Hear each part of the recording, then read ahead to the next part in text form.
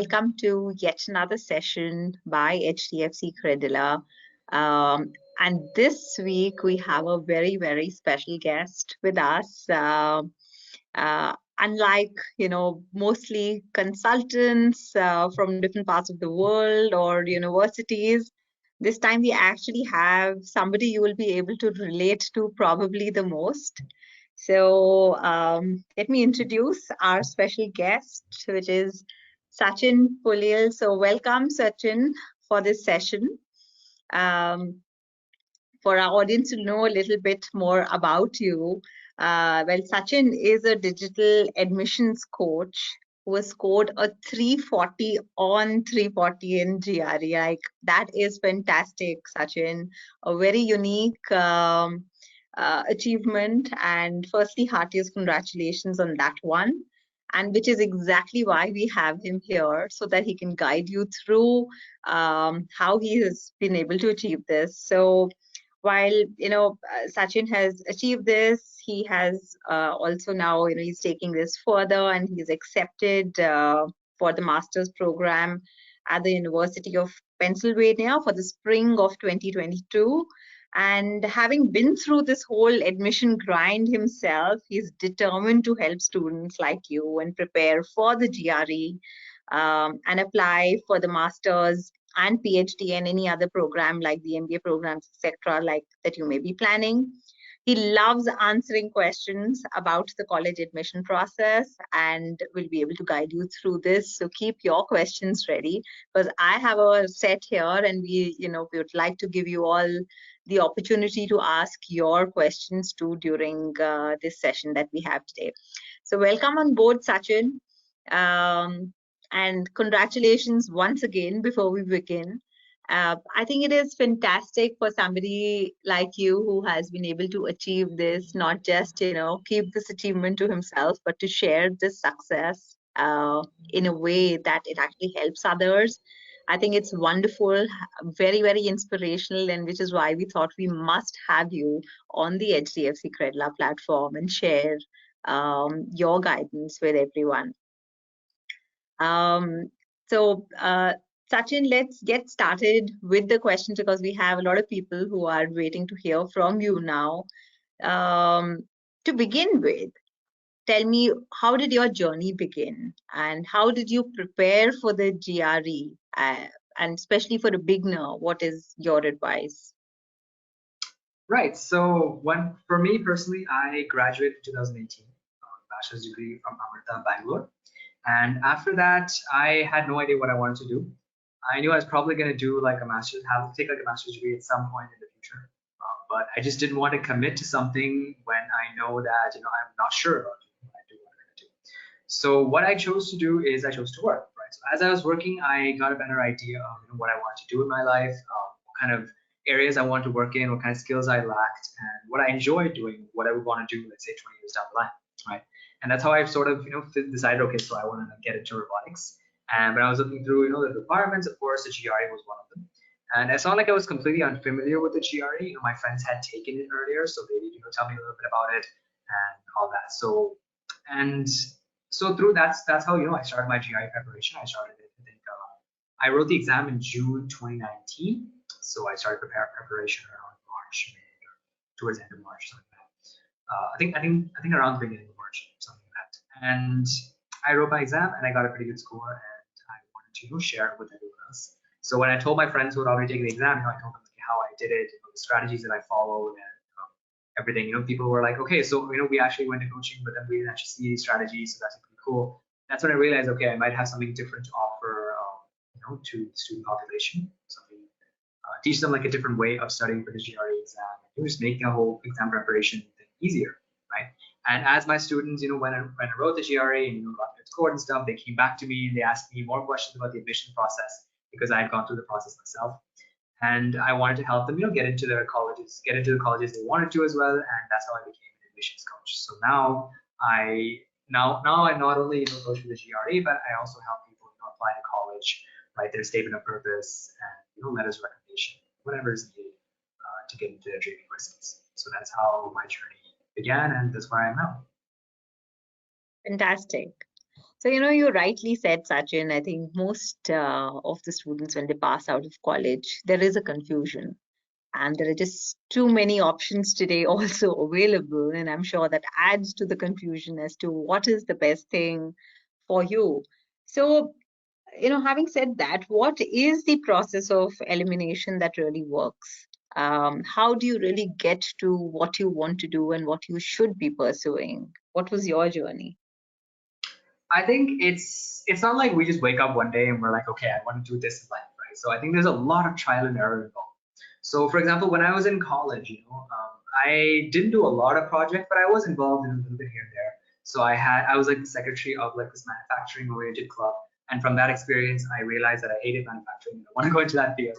So there's a lot of things that there's a lot of things that I did. For example, I did like a design internship, and I realized that I like design at first in class, but then design was not for me, as a career.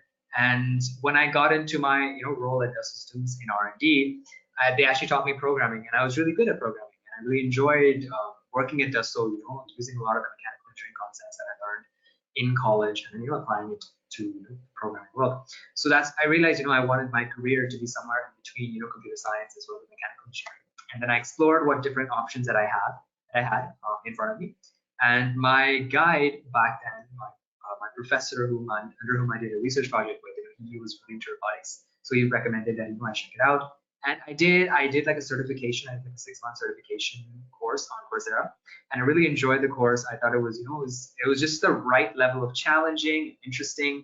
And I looked at a lot of the, robotics syllabus, a lot of programs out there, and I really enjoyed, I really liked what I saw, and I decided to apply for that. So I think a lot of trial errors is required, and I really think the first step is obviously to understand what are the different possibilities out there for you, and then second step is to actually immerse yourself in each of those fields, right? So like take an online course, or maybe speak to people in that field, do an internship in that field, do a project in that field, and then really try to understand where you want to be, right? And then of course take that leap, make that Right, right. And of course, the first step to this is also preparing for your GRE, if that is the kind of exam. And I'm assuming everybody who's there watching us today is planning for a GRE, which is why they're there. So when is really the right time to get started with your GRE prep? The right time, I would say, is sixth semester in a 4-year program, sixth semester or between 6 and 7 semesters. That's like the ideal time, because it gives you plenty of time to prepare. It gives you plenty of time after your GRE score to sort of figure out where you want to go, what programs, what specific universities you want to apply to, reach out to students at those universities, maybe retake the examination if you need to, take your IELTS, TOEFL, and all that. So like sixth semester or between 6 and 7 semester in a 4-year program is ideal. Okay, this is assuming that you want to go to college right after you graduate. So beyond that, of course, there is a lot of flexibility as well. For example, I have students that are currently, they just started their preparation for the GRE for fall 22. So they're not technically late, but of course they don't have as much time as they did, if they had prepared a little bit earlier. But they understand, at least they know exactly what programs they want to apply to, which country they want to apply to, and all they need to do is just complete the GRE and then use it to boost their profile and apply to college. So hopefully, in using the presentation that I have today, all of you guys that are watching, you should be able to understand where you can actually begin your GRE preparation and how you can proceed towards that perfect score. Yeah, and I'm going to let you go ahead with your presentation now and, break that myth around a score of 340 in quant and a 340 in verbal. So I'm gonna, let you show those steps, because I don't think it's a myth anymore. The fact that you have done it, you have made it a reality. And why don't you take our viewers through how you'd like to guide them through what you did, your tips on it. Awesome, perfect. So I'm assuming that you guys can already see my screen, right? Yeah, it's visible. Perfect, okay. So then, all right, so this is the guide to a perfect GRE score. Now, what I want to do through this webinar is give you guys an understanding of how you can, if you haven't started for the GRE prep, talk about how you can begin your preparation. And if you're already in the middle of your preparation, or maybe even towards the end of your preparation, and I'm going to talk about how you can get from where you are now and then where you can get to, like, 170 section. Okay. So after this webinar, you guys will understand how you can push towards a perfect score in the GRE. Now, I've used the term push towards because it's not something that just happens overnight, right? It is something that when you start at some score and then you keep improving continually. You change your strategy as your score bracket changes, which I'm going to be discussing a little bit further. And depending on the strategy that you're applying, and your effort and preparation, hopefully you should be able to push towards one section. Okay. So after the webinar, you guys will understand how you can push towards a perfect score in the GRE. Now, I have 3 very simple guidelines for this webinar, as I usually do for most of my webinars. First is I want you guys to go grab a notepad and a pen, because I'm going to be giving you a lot of information, and I want you to take it down and use it in your actual GRE prep. Right. Second thing is we will have our Q&A at the very end. But I think since we're using GoToWebinar, the advantage is that if you guys actually type your questions in, I can actually see it later, towards the end of the session. So what you can do is, if you have any questions in the middle of the session, feel free to type it in the chat, and then I will answer them at the very end. I think you have to mark it as a question if you are asking a specific question. So, all right. And the third thing is I'd like you guys to engage. So I'm going to be asking you guys a lot of questions throughout this presentation, and it's just to understand where you guys are currently at in your preparation, where I should focus more on the presentation, and that'll help you guys stay engaged with the session as well. All right. So let's begin.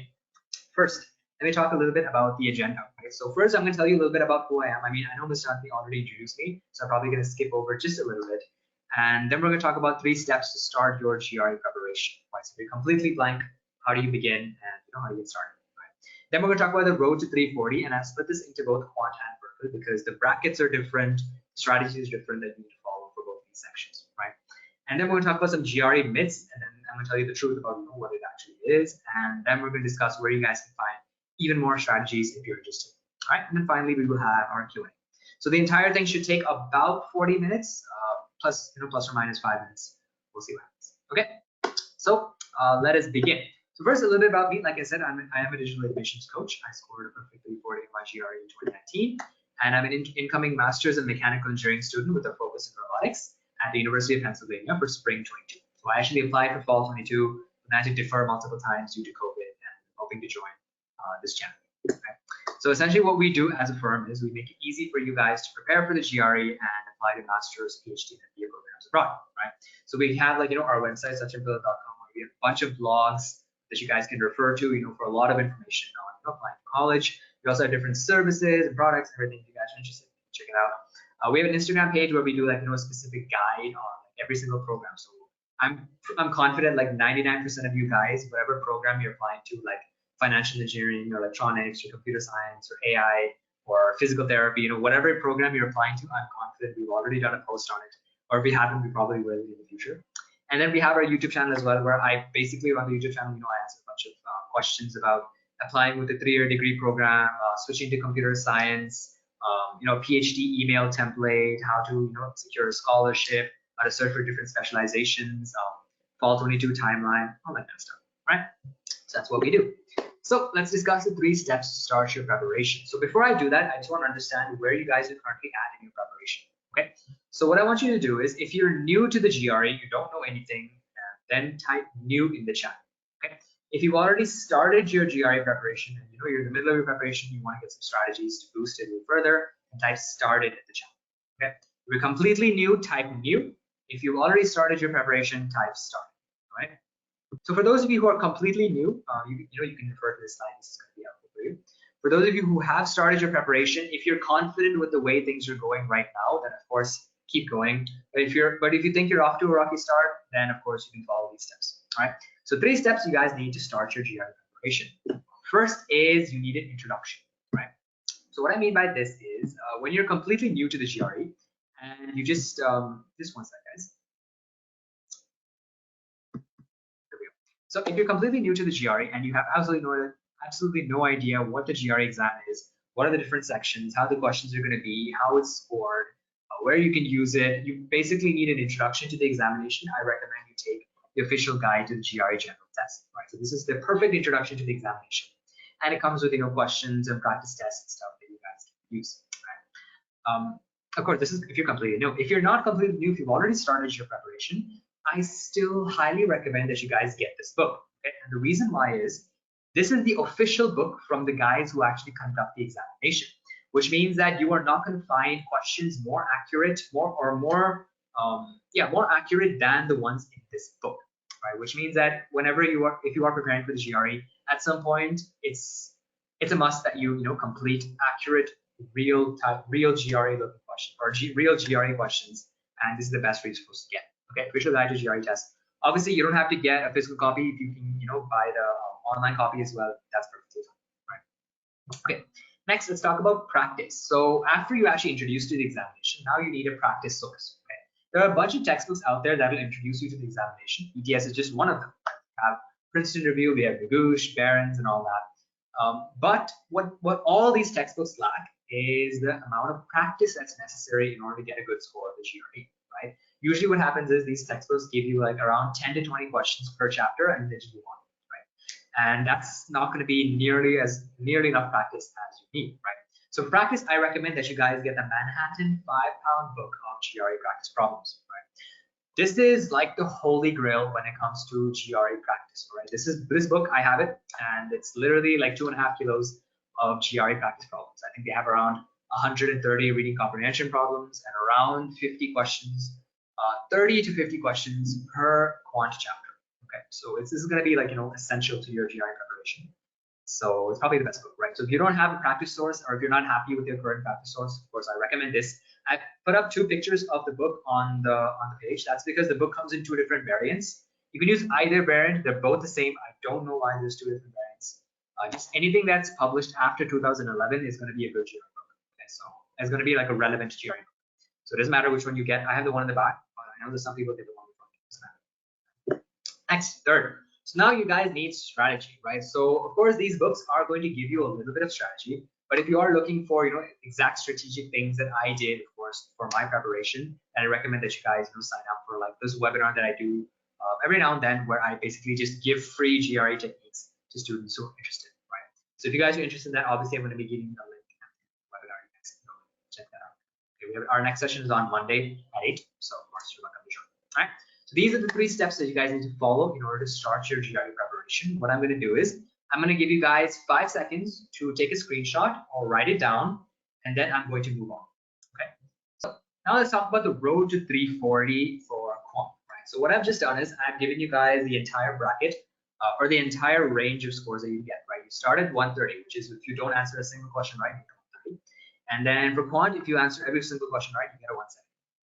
What we're going to do is we're going to break down this 130 to 170 into different brackets, and I'm going to tell you guys how to improve from the current bracket. Right? So let's start with the red zone. Right? So red zone is 130 to 147. Now, ideally, you don't want to be in this zone, regardless of which program you're applying to, right? Especially if you're applying to like a STEM-based program, which is science, technology, engineering, mathematics.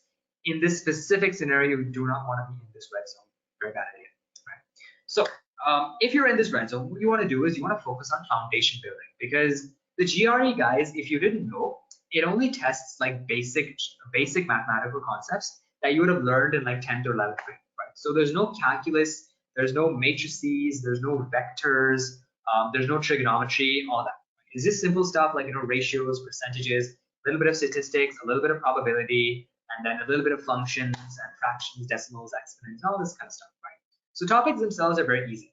But what happens is if you guys are scoring within this range and you're not able to say improve out of this range, this means that you guys need to focus on building your fundamentals, right? So if you are scoring this range, that means that there is an issue with your fundamental understanding of these concepts. Right? What I recommend that you guys do is before you even start preparing for the GRE from a GRE textbook, I recommend that you guys use Khan Academy in order to polish all of your fundamental understanding for each of the concepts. Okay. What I'm going to do is I'm going to give you guys another link in the chat. Just copy the link and then I'm going to paste it here. You guys should have gotten it.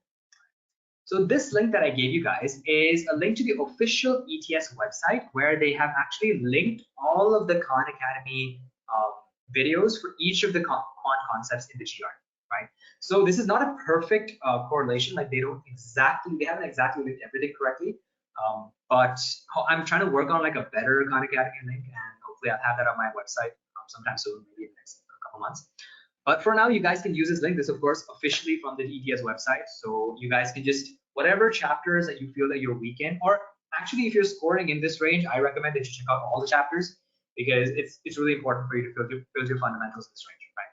So go to all those links and then watch all those Khan Academy videos and then really build your fundamental understanding from the base, right? So Khan Academy, they don't teach at a GRE level, they teach at a base fundamental level, and that's the kind of knowledge you need to build when you're in the red zone, right?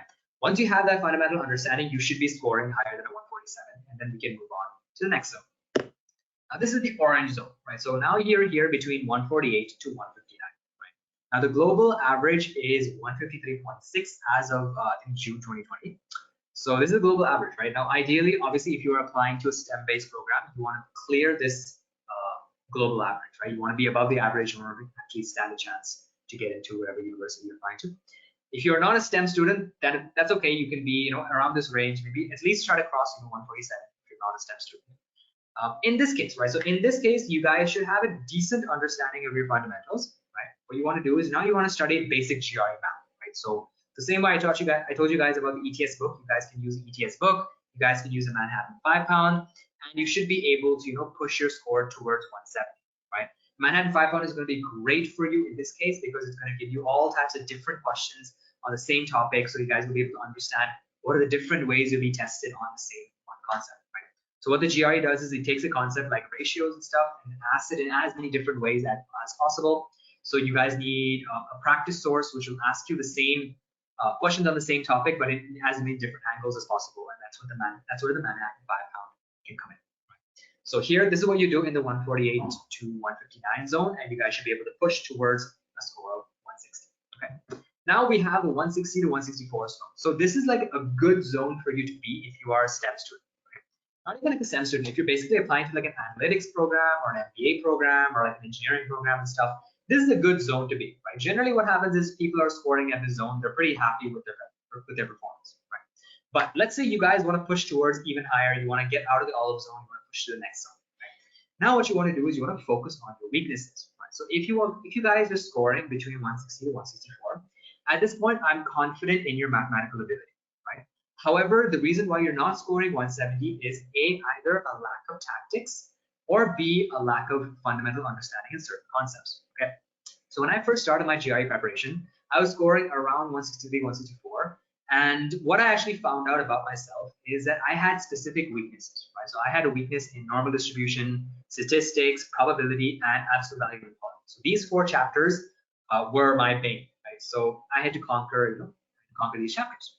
So what I did is I went back to Khan Academy and then I learned, not Khan Academy, I actually used like a school textbook and I used like some random basic websites of the internet. But you guys can use Khan Academy because they basically collect everything and put it in one place. So it's just much easier for you, right? You don't have to use Khan Academy, of course, you can use other resources. But what I'm trying to say is try to use a resource to study these concepts, again, from a base level, okay? So at this point, if you feel that you are someone who is weak at probability, which is like, again, a huge sticking point for many students. So if you are someone who's weak at probability, you go back to Khan Academy, you watch all the basic probability videos, and you build your fundamentals, make sure it's strong before you come back to GRE questions, right? Once you have strong fundamentals, you'll be surprised at how easy these GRE questions become, right? Because once you have a strong fundamental understanding, you'll be able to apply these same concepts in as many different formats as possible, right? So at this point, what you guys got to do is first you got to identify your weaknesses, right? Everyone is going to have a different weakness. For some people, like me, it'll be statistics. For other people, it'll be probability. For other people, it'll be geometry, and so on, right? Second thing is you got to start learning from those weaknesses, right? Rebuilding your foundation on those weak chapters, using the Khan Academy, website, and the link that I gave you guys in the chat. Okay. Once you guys focus on your weaknesses, now you'll be in the emerald zone. Now the emerald zone is the ideal zone to be in, right? So this is of course like essentially once you cross, I wouldn't say 165, but maybe 167 to 170, right? So this range, it doesn't really matter. Your quant score doesn't really matter after this range, right? Once you're like 167 or 168, 169, 170, all these quant scores are pretty much the same. Like universities don't really care beyond 167, right? Because at that point, they understand that you are pretty strong at quant and you've gotten maybe some 2 or 3 questions wrong on the GRE, and they're not going to hold that against you, right? So you don't have to worry about that. Now, let's say you are in the 165 zone and you're really hungry and you want to get that 170. How are you going to push towards that 170? Now, at this point, what you lack is strategy, right? I'm pretty sure you have strong fundamentals, but if you are getting around 165, 166, You're just unable to answer the different types of questions that the GRE offers you. So now you want to go through as many questions as possible, right? The Manhattan 5-pound, at this point, I'm guessing you would have probably already completed the Manhattan 5-pound, but if you haven't, of course, go ahead and do that. But even after that, if you're still hungry for more questions, seek out other practice sources. There are so many practice sources available on the internet. All you have to do is just Google it and you'll be able to find so many. Princeton has their own book where they have like 1,000 GRE questions. Go check that book out. ETS has their own book specific for quant. I think it's called ETS Quantitative Reasoning Practice Textbook, right? So go do that book. Right? At this point, you're trying to do as many different questions as you can so that you're able to understand what are the different ways that the GRE can ask you questions, and then try to master techniques for all those different ways, right?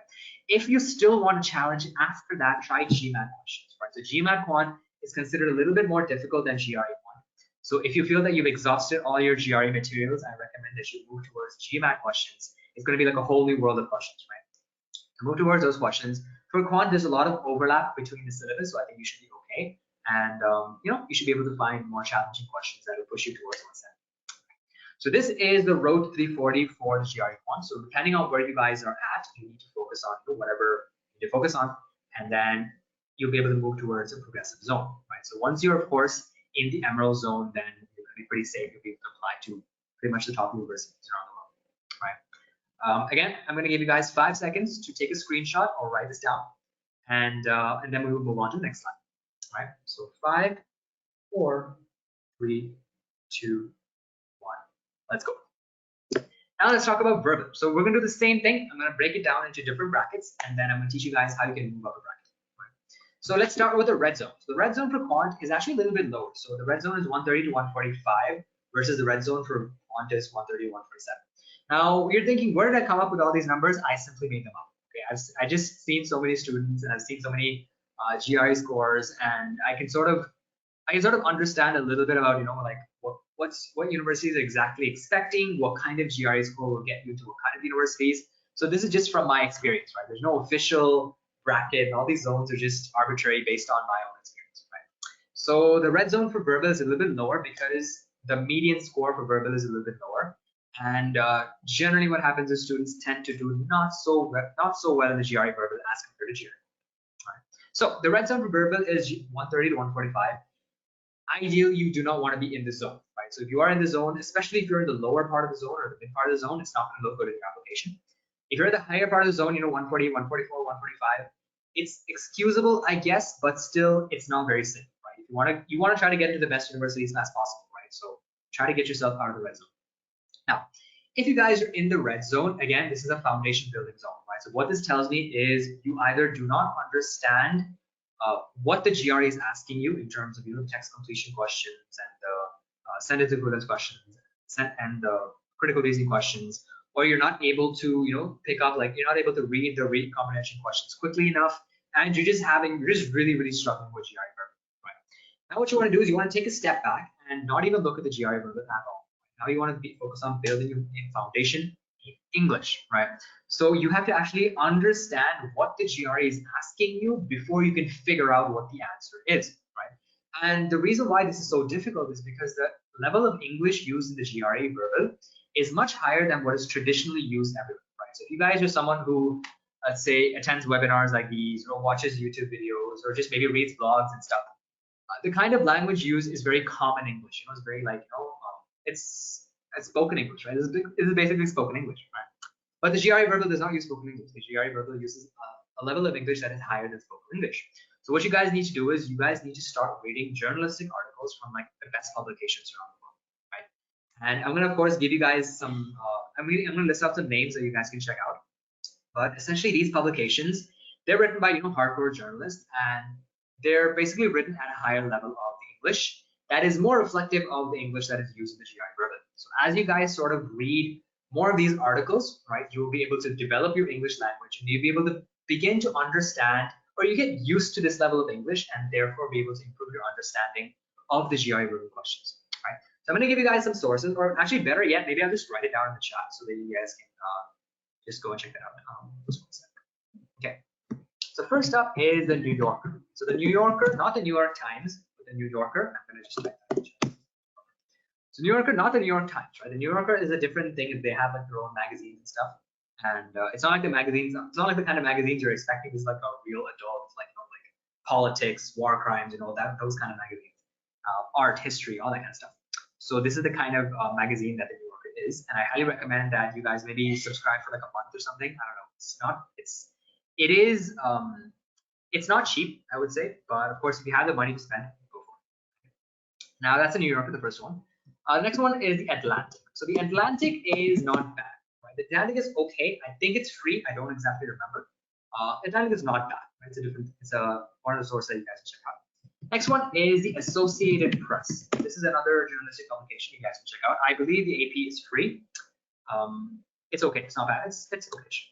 Then we have the Scientific American. This is paid. Again, if you have money, go for it.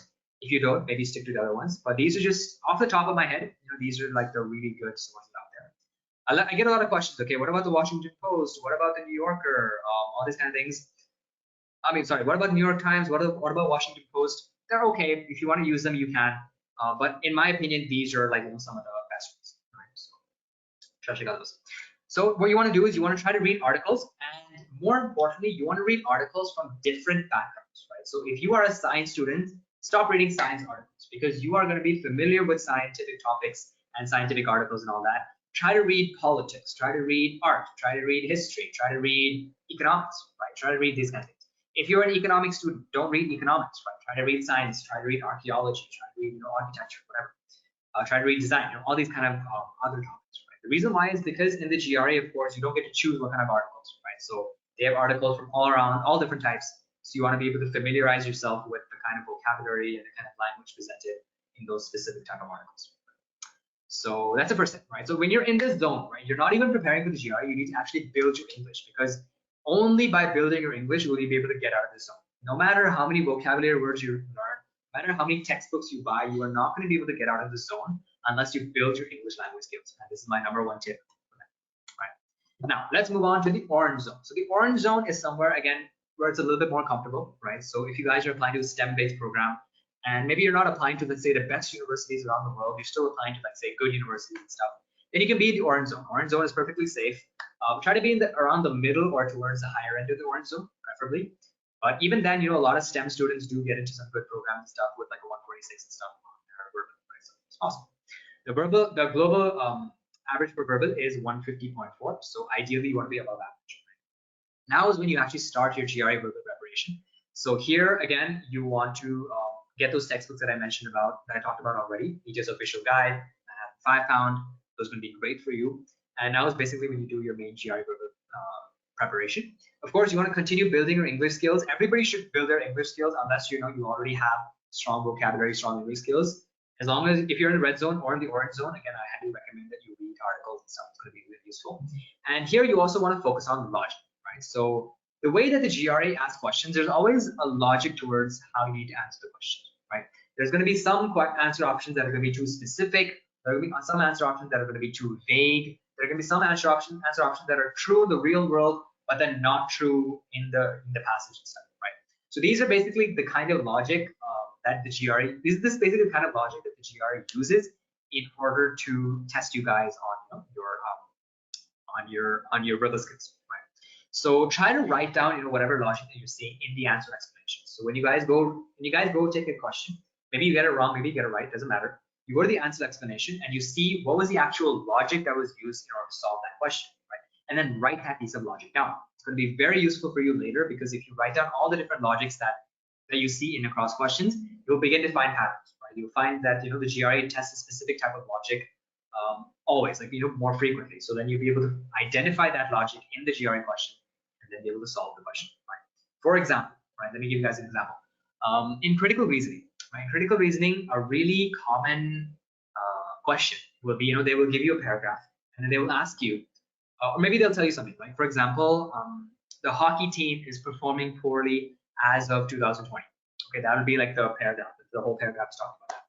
And the question asks, which of the following things could be used in order to improve the performance of the hockey team? Let's say that's something like that. And then they give you a bunch of answer options. So one very common answer option is they will tell you something like, the basketball team used to perform poorly in 2016, but then they received some extra funding and they bought like better quality jerseys and better shoes and stuff, and then their performance went up, right? So they should do the same thing with the hockey team.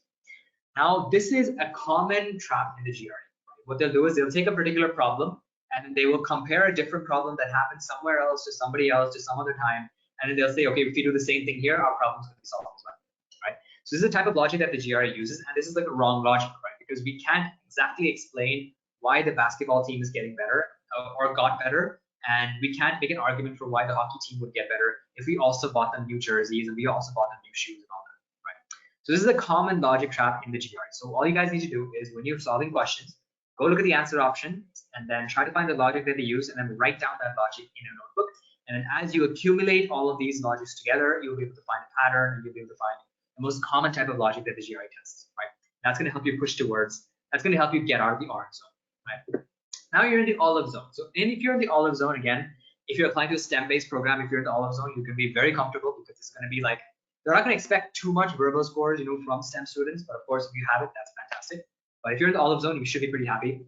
But again, if you guys are hungry, if you do want that perfect 170, you want to push towards the next zone, the emerald zone. Now what you want to do is you want to start focusing on patterns, right? So not only about the logic that I discussed earlier, but you start finding patterns. Patterns are a little bit like logic, but what happens is patterns are a little bit more subtle, right? So what I mean by that is when you have a particular GRE question in the GRE verbal, right? And if it's something like, for example, what is the tone of the author in the passage? Right? So that's a very common GRE question. If you guys have prepared for GRE, you have seen it before. What you can tell is that depending on the kind of words that they use and depending on the kind of structure of the actual passages themselves, right? You can actually tell what the tone is, right? That's what the question asks. But the thing is, with the answer option, they will give you some answer options like the author really, really loves this particular thing, or the author really, really hates this particular thing. Or that's kind of, for example, they'll have a super negative tone, have a super positive tone. They're really appreciative, or they're really critical and all that. This kind of tone never happens, right? In the GRE, they will always give you a tone that is neutral. So when you guys are taking a GRE question, right, and you see the question, what is the author's tone asking you this particular passage, right? Just by looking at that question, you don't even need to see the answer option. You already know it's going to be something around neutral. Either it'll be neutral, or it'll be slightly positive but cautious, or it'll be slightly negative but a little bit hopeful, right?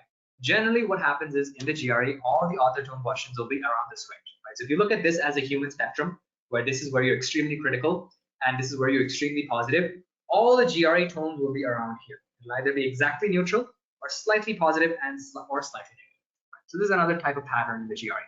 So as you guys, are in this olive zone, try to notice the kind of patterns for these questions. Again, write them down in your notebook. That's going to be super helpful for you guys. And focus on this, right? Focus on identifying those patterns and applying it into your questions. And you should be able to push towards the emerald zone. The emerald zone. In the emerald zone, now you built your understanding, you built your vocabulary, you built all the skills that you need. The logic and patterns are there. Now all you need to do to get to 170 is just to answer as many different questions as possible. As you answer more and more questions, the accuracy of your question answering will automatically go up, right? This is just sort of, I guess it's sort of like machine learning. You know how machine learning works. This is sort of how machine learning, right? So that is the breakdown for the GRE verbal. Again, if you guys are in the red zone, I highly recommend you start reading English articles. It's going to help you immensely, right? No problem. And then once you're in the orange zone, that's when you start actually doing your GRE preparation. That's when you start building your vocabulary and looking for, logic for the questions and all that, right? Once you're in the olive zone, you're pretty safe. You should be able to get into, whatever STEM-based program. If you're not a STEM student, obviously you want to be pushing towards emerald zone. Especially if you're applying for like a master's in journalism or something like that, of course, be pushing towards the emerald zone. Now let's talk about myths versus truths. All right. So what we're going to do is I'm going to give you guys a GRE myth on the left, and then I'm going to break it down, and I'm going to give you the actual truth. So this is going to be probably some common stuff that you would have heard from your friends or from the internet or YouTube comments. Man, YouTube comments love to generalize on this. Okay. So let's begin. First up, GRE verbal depends only on vocabulary. Now, how many of you guys have heard this before? Okay, let me know in the chat. Have you heard of this before? Is it something that people have talked about? Verbal is super important for GRE. Vocabulary is super important for GRE verbal. You got to learn so many words. You got to learn all this, and vocabulary is super important. Yes, thank you. This is something that people talk about all the time, right? The thing is, guys, vocabulary is important for the GRE verbal, yes, right? But I've had so many students that come to me, they say that, okay, I've learned 1,500 words, I've learned 1,000 words, I've finished 3 different vocabulary lists, but I'm still stuck at 147, I'm still stuck at 146, I'm still stuck at 151. How do I improve? Right? The thing about GRE verbal that you need to know is that there are 3 pillars to it. Okay, there is, first is your understanding, second is your logic, and third is your vocabulary. Understanding is what I meant by reading all the articles and making sure you can actually understand what the heck the GRE is actually asking you before you can start answering those questions, right?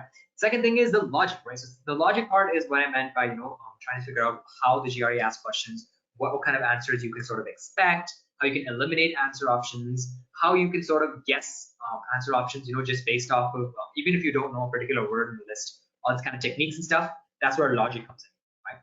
Third is your vocabulary. Vocabulary is, of course, necessary for the GRE method, but it's just one of the 3 elements, right? If you just learn a bunch of words, it doesn't mean that you're going to master the GRE. That's just not how it works, right? Make sure you build all 3 equally, only then we'll be able to get an awesome verbal score. Next, you need to learn X amount of words for the GRE, where X can be 500 or 1,000 or 1,500 or 2,000 or 2,500. I've seen this a lot. I've actually seen this, I think, even in a textbook. I don't remember which textbook it was, but some textbook was that you need to have a vocabulary of like some 5,000 or 8,000 or whatever in order to do well on the GRE verbal. That's just not true. The amount of words that you guys need to learn for the GRE actually depends from person to person, right? So how you can sort of decide, or there's actually no deciding. What I would recommend that you guys do is you don't count. Don't count the number of words you're learning the GRE, right? So when I studied for the GRE, of course, I did not count the number of words that I learned. I actually counted how many words I learned 6 months after I completed my exam and I was about to throw away my word list. Okay, I learned 919 words for the GRE. Now, depending on your vocabulary, you might have to learn more words or you might have to learn less words. If you have a better vocabulary than I do, then of course you have to learn fewer words. If you have a worse vocabulary than I do, then you have to learn more words, right? That's just sort of how things work. And so that's why I always recommend my students do not count the number of words that you learned, because it is not a measure of success, right? It's possible for you to get a 500 if you learn only 500 words for the GRE and still get a good score. It's possible for you to study 1,500 words on the GRE and still only end up with like a 165 or something, right? So don't count. First thing is stop counting. Second thing is you want to keep learning words as much as possible throughout your preparation, right? That means the day you start preparing for the GRE until the day, the day before your GRE exam, right? The reason why is, again, don't count, right? What you want to do is you want to keep learning until you can recognize around 80% of the word in the GRE, right? If you sort of reach that mark, and of course you want to cross it, you can, but if you sort of reach that mark, that's when you know you're sort of comfortable in terms of vocabulary, right? Once you can recognize 80% of the vocabulary words in the GRE, all the questions can be solved based on just problem solving skills, right? So like elimination skills and stuff, you'll be able to solve all the questions. So in text completion, sentence equivalent, it's not like I knew every single word when I actually wrote the GRE. No, I knew around maybe 90% of the words out there. But using a lot of the logic and the elimination skills, you guys will be able to eliminate answer options, and you won't even need to know the use of the word, right? So let me give you an example, right? In text completion, right? You're always given, for like let's say a 2 blank or 3 blank question, you're always given 3 answer options, right? Now, if you know all 3 answer options, right, then you can pick which one is going to be the best one and just select that word.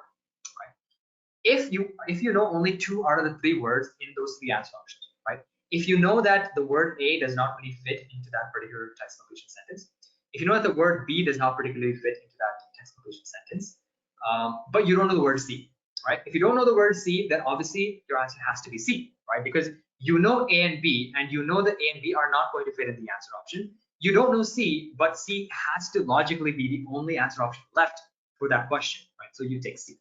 This is just one example of the different ways that you guys can answer questions, right? Similarly, in sentence equivalence, the answers always have to be a synonym, right? So once you guys are able to find the synonyms and eliminate the words that are non-synonyms, you'll be easily able to solve those questions, right? So there's a lot of things that you guys can do, even if you don't know all the words in the GRE, right? So what I always recommend my students to do is to keep studying words until you recognize around 80% of the words, and then that's when you know you sort of hit the GRE vocabulary mark, and then you can just focus on logic in order to get the rest of the scores. Okay. So that's the second myth. Third myth: AAA scores don't matter for admissions. This is a question, or this is like a myth that I always hear from students before they take the examination. After they take the examination, they get like a 2 or a 2.5 or a 3. Then they email me, hi Sachin, I took the GRE 2 or 3 weeks ago. I got a 2.5, I got a 2, I got a 3. I'm really worried. Should I take the GRE again? This is going to mess me up, right? Guys, the AAA is a part of your examination. You absolutely have to care about it, right? Kind of ironic because I didn't speak about AAA in this presentation. And the reason why is because I couldn't really figure out the brackets for the AAA. It requires a completely different type of preparation. So, but regardless, what you guys need to know is that the AAA is a part of your examination. So you need to make sure that you do score well in it, right? So it's scored from 0 to 6. I think it's scored from 1 to 6. So you need to make sure that you get at least a 3, right? Anything lower than a 3, it just looks terrible in your application, right? So good universities probably won't even look at you if you have a score less than 3. So at least a 3 if you're looking for a STEM-based program. At least a 4.5, I would say, if you're looking for like a program that's actually built a lot around writing and stuff, right? There's a lot of writing involved. I recommend at least a 4.5. But of course, at least a 3 or a 4 or higher is recommended. If you have a 4 and you're applying to most of the programs out there, you're going to be safe, all right? But 3 or higher at least, right? So AWS scores do matter, of course. Get at least a 3. Below the 3, I would just recommend that you write the exam again. It's just not worth it. And it's not too difficult to get a 3 either. So with a little bit of effort, you'll be able to do it, right? Next, only quant scores are important for STEM courses, right? So this is something that, again, like a myth that goes around a lot. It's not true, right? When they get your GRE score, they get everything. They get quant, they get verbal, and they get AAA, which means that they will look at every single section, right? So what you want to make sure is that you have a nice all-rounded score. It doesn't mean that you need an amazing verbal score if you're applying to an engineering program. It doesn't mean that you need an amazing quant score if you're applying to like a journalism program, or if you're applying to like MA in English or something. But you still need a pretty decent score. You can't show them that you completely slacked off in that section, right?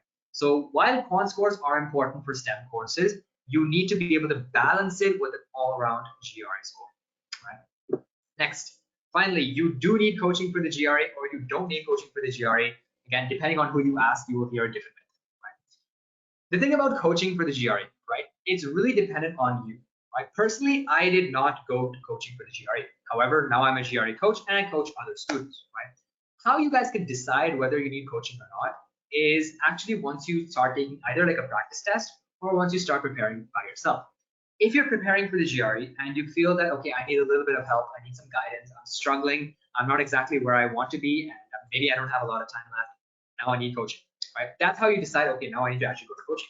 But if you actually take a practice test or if you start studying for the GRE and you think that you can do this, you'll be able to get the score that you want to, then don't go to coaching, right? That's why I didn't go to coaching. I went through like a practice test, I went through the preparation materials, and I thought I'd be able to do this on my own. That's why I did not go to coaching. If I actually did my preparation and it turns out I wasn't scoring as well as I did, then I would have considered coaching, right? So the coaching thing depends entirely on you. Don't listen to what people say about whether you need coaching, whether you don't need coaching. Decide for yourself whether you need the help or not, right? So where you guys can find more strategies is in my 6 Secrets to Dominate Your GRE Preparation webinar, right? So here in that webinar, what I actually do is actually discuss like specific things on how you guys can improve your AAA. Like a tactic I use called the thesis statement tactic. And if we're learning vocabulary, how you guys can learn vocabulary called chain synonyms technique and all that. So that's a little bit more specific on how you guys can improve each element in your GRE exam, right? So if you guys are interested in GRE techniques, I will leave you guys a link in the chat and feel free to register. Our next session is at Monday at 8. So hopefully I'll see you guys there. Thank you, Sachin. This has been a very, very informative session. Very detailed, very well thought through. I'm sure all those who have attended this and will be able to view this will gain a lot from you. I think the fact that I notice here, apart from, of course, the tips which you will know best, just thinking through so logically, the fact that you presented so logically in itself shows what is required for this task, because I'm sure this is not just about cracking the test, it is also about how you plan for it. So I take that as one of the key learnings when I see your presentation here today. For everybody else who needs to replicate what you have achieved. So there are a few questions that we have got there, and one of these is on the analytical writing skills. So how is the AWA different from writing a regular essay is something that we want answered. So if you've actually taken the IELTS, or if you prepare for the IELTS, then you'll know that the IELTS is generally just basic writing, right? They'll just ask you to, they'll give you like a particular topic, and you have to write on that topic, or maybe they'll give you the freedom. They'll ask you like an open question, and you just write on the topic. Right? So IELTS just tests writing. AAA does not test writing. AAA is called analytical writing assessment, which means not only are they testing writing, but they're also testing your analytical ability, right? There's two sides to the AAA, which is your issue essay and your argument essay. In your issue essay, you're presented with a particular topic, and then you have to argue for your own position, right? You pick a side, and you have to argue for your side, sort of like a debate. So that's what I tell my students to do when they write the issue essay. Think of it like a debate, right? You want to be able to make sure that you have strong, concrete points that you can argue for your side, and you want to be able to talk about the opponent's side and why you think they're right. So both of these elements are important. So when you, of course, write the AAA, there's going to be some proper structure, right? You need like an introduction, you need 3 body paragraphs, conclusion, but more than that, you need concrete points, and you need to be able to give examples for your points, right? So having concrete points, having a solid structure, having examples for your points, and then finally being good at writing in terms of language and a little bit of vocabulary. Vocabulary is not that important in the AAA, but a little bit about your writing skills and stuff. That's what's going to be tested in the AAA. So there's 2 different types of essays. So for example, the other one is the argument essay. In the argument essay, they're going to give you some kind of scenario that's happened, and then some argument has been made, and then you have to critique that argument. So now you put on your complaint box hat, your complaining hat, and then you sort of find out problems in that person's argument, and then you just point out all of those flaws, and that's how you show that you have an analytical mind in order to be able to analyze those flaws, right? So it's not just about writing. They have a specific way that they want these essays to be written, and I highly recommend that you guys practice, because for me personally, this comes from like personal experience. When I first started AAA, I was really struggling. Even though I feel that I can write some essays, I do have like decent language skills, I was struggling with those essays in the beginning. But as you write more and more of those essays, I think I wrote around 12 essays or something for each before I wrote my actual examination. So in the actual exam, it was pretty straightforward. I knew exactly what to do because I had done it so many times. So I was saying that, you mentioned that you did not really go for any coaching for GRE, but you would have taken a whole lot of mock tests on your own. So, how was this journey of taking mock tests? And I'm sure there's a strategy around this also. So would you just want to share your thoughts on that? Yeah, so when I took mock tests in the last 2 weeks of my preparation. And I took the ETS 2 free mock tests. There's 2 free mock tests available on their website. So what I did is I took one of them at the beginning of my preparation just to see where I'm at. And then I took both of them again. I took the same one again, and I took the other one at the end of my preparation. So I took 2 of those. And then I took 6 ones from Manhattan Prep. So I recommend, again, you guys go check out the Manhattan Prep tests. They're great. But yeah, I took 6 of those Manhattan Prep tests and then 2 of the ETS ones. And then, of course, I had some textbooks and stuff, right? So I had taken practice tests from those as well. So that's how I did my practice test. And there, of course, like you said, there is a right way to taking practice test. That's one of the big strategies that I discussed in my 6 Figures webinar. But yes, there is a particular way that you can take practice tests in order to sort of get used to the GRE stress levels that you'll face in the actual examination. And another thing that I really did in my practice test that not a lot of people do is that I got vocabulary words from my practice test. Right? So around every single practice test that I took, I didn't know about 45 of the words presented in those tests. So I would write down all those words in a notebook and then add them to my flashcard list, and then keep growing my vocabulary even as I was doing practice tests. So that's something that's really helpful. Okay. We have a specific question here for you, where this specific person has taken the GRE mock test and scored a 297. After a month's preparation, got 314, and the target score is 330. So it's asking how does he push his score to at least a 320? Are there any tricks to this? Right. So I think what happens is usually what I tell my students to do is take a step back and then start from scratch and see what parts you've covered and see what parts you haven't covered. Right? So what I mean by that is something that he probably hasn't done, maybe he might do now after watching this webinar, is reading articles, right? So if he was able to achieve this kind of score jump without reading articles, as he reads more articles, he will achieve an even higher score jump, right? The GRE book, of course, there'll be some books that he would have read. Maybe he read the ETS book, but then he didn't do the Manhattan 5-pound book. As he does the Manhattan 5-pound book, again, able to improve the score even further, Yeah. right? But it's a little bit difficult for me to analyze this particular scenario because I don't exactly know split, right? So he's at 297 to 314. Is that mainly a quant jump, or is it a verbal jump, or is it an equal jump?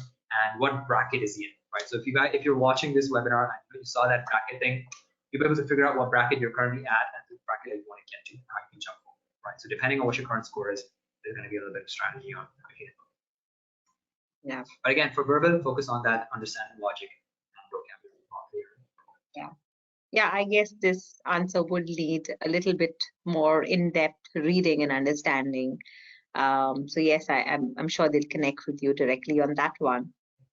There's another question on the universities, not including the, especially the tier 1 universities now waiving off the GRE for fall 22. So in this case, he's asking, should he give the GRE exam or IELTS alone is enough? So this is a question that I get asked a lot, and I've actually answered this on my YouTube channel as well. But there's a couple things you should know. First thing is that not all universities have waived the GRE in the same way, right? For example, some universities will say that the GRE is not required. That's the only thing they'll say. Some universities will say that the GRE is not required and will not be looked at. Other universities will say that the GRE is not required or made optional, but recommended.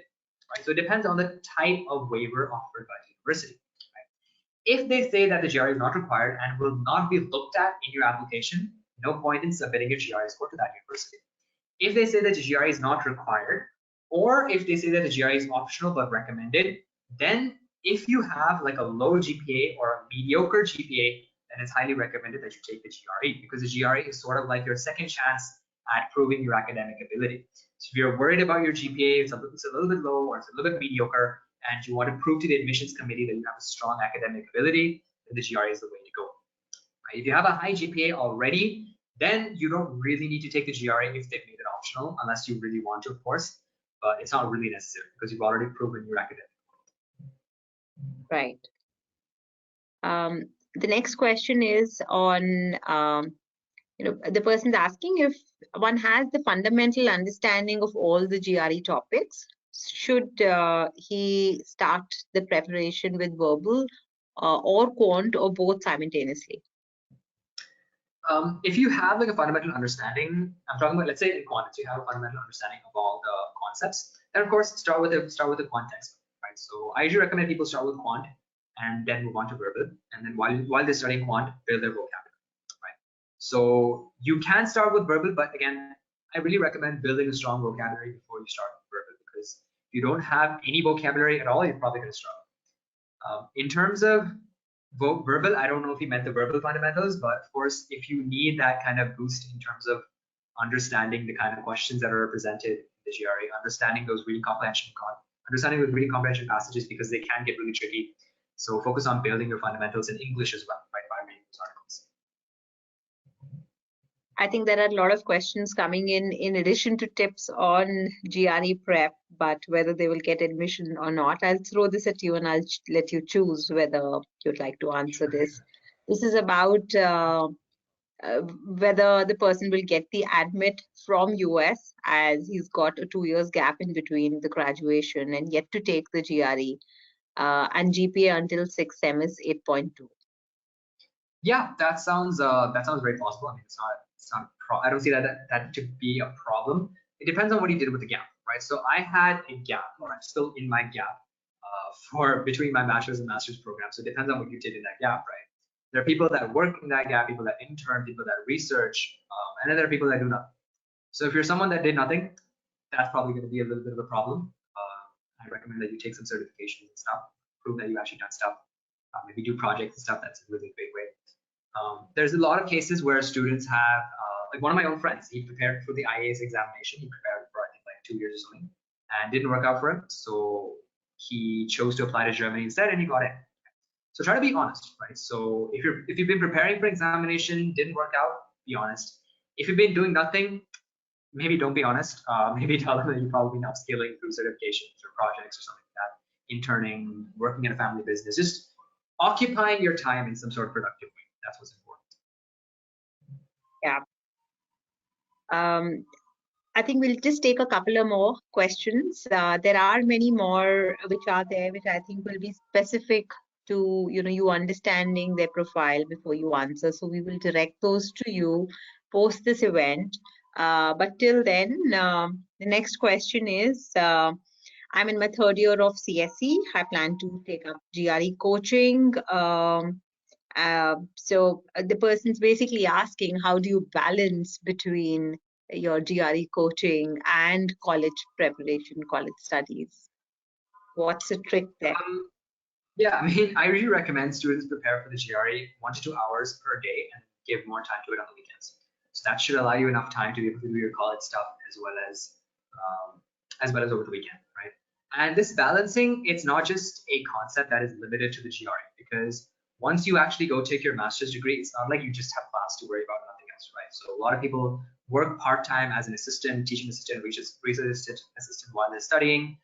People take part in clubs, people do research, they do a lot of stuff, right? So try to get used to balancing as quickly as you can, even using the GRE as practice, because it's going to be like a life skill that you need later, right? But 1 to 2 hours per weekday, more time on the weekends, at least. There's another question on whether GRE scores are also accepted by Canadian universities. Absolutely. It depends on the program in terms of how strict the requirement is. So I know that the University of Toronto asks for the GRE for a lot of their programs. So it really depends on the type of university you're planning to have. So in every Canadian university, you can submit a GRE score. Okay, and it's going to improve your profile if you do have a low or mediocre GPA. In terms of whether it's going to be necessary for you to submit the GRE, that's only for top universities in Canada and only for certain programs as well. So you do really have to do some research on your particular program and your target universities. I think overall, Sachin, this has been a fantastic session. As a parting note, would you like to give some advice to students before we wrap up this session? Yeah, I think something that really drove me during my GRE preparation was doing simultaneous research on the kind of programs that are available out there, right? So it was sort of like my reward at the end of the GRE prep, right? So in a lot of cases, when you're preparing for the GRE, it can feel overwhelming, it can feel really difficult and all that. So what you do is you sort of keep in mind what is at the end of this path, right? So try to look at the kind of master's programs that you want to apply to or PhD programs that you want to apply to. Try to look at the kind of research that's going on at different universities if you're interested in research. Try to look at the clubs at these universities. Try to look at all the different events that are going on at the university, what life is like at the university. Try to speak to students at these universities, and that way you can sort of really motivate yourself in order to prepare for the exam. And it sort of drives you. Right? So for me, same thing. I did a lot of research on robotics programs. I saw there were so many cool classes available for robotics out there, and they were doing some amazing research that I wanted to be a part of, and that's what really drove me, for my GRE exam. Right, fantastic. I think one of the biggest first steps is to get your scores right, your academics right, of course, and that sets the base for you to forge ahead the right way.